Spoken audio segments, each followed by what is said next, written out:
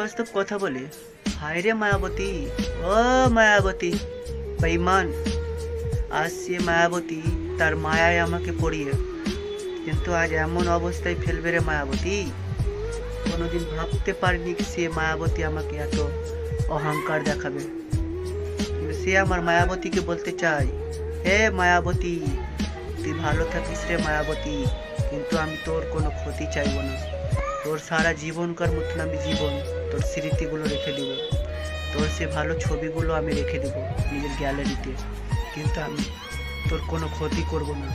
আর আজ তুই সে মায়াবতী, তুই আমায় এত বড় বড় কথা বলিস, আমার নামে কেস করবি। কেস কর তুই, তখন আমি তোকে দেখবো। কিন্তু আমার বাবা মাও বলছিল কি কাউরি পাল্লাতে পড়িস না, কিন্তু সে বাবা মাকে আমি আজ এত কাঁদালাম, সে একমাত্র মায়াবতীর জন্য।